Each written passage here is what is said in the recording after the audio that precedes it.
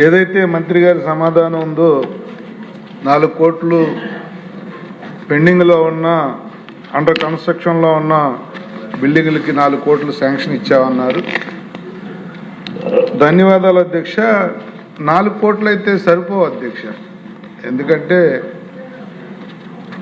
ఒక్క మన జిల్లాలోనే ఉమ్మడి విశాఖ జిల్లాలోనే తీసుకుంటే రాష్ట్ర వ్యాప్తంగా కాదు 2684 అంగన్వాడీ సెంటర్లు ఉంటే ప్రభుత్వ భవనాలు ఉన్నది 1100 అధ్యక్ష.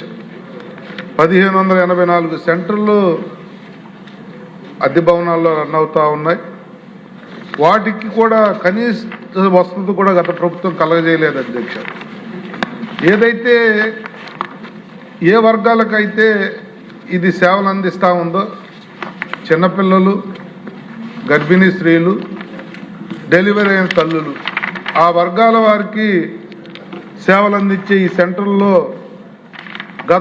గత ప్రభుత్వం కనీస వసతులు కూడా ఇవ్వక వాళ్ళు కనీస వేతనాల కోసం ఫైట్ చేస్తే వాళ్ళని అరెస్ట్ చేసి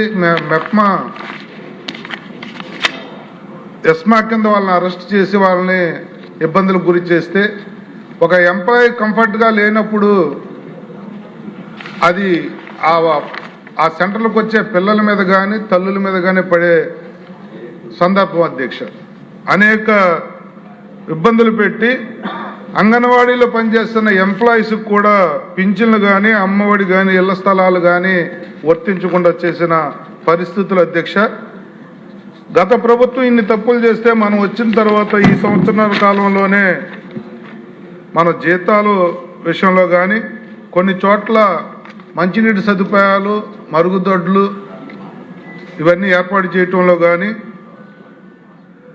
అలాగే 58,204 మంది వర్కర్స్కి స్మార్ట్ ఫోన్లు ఇచ్చి 75 కోట్లు ఖర్చు పెట్టడం కానీ, ఆధార్ శాతం 70% నుంచి 96% పెంచడం కానీ మనం చేసిన ఘనతలు అధ్యక్ష.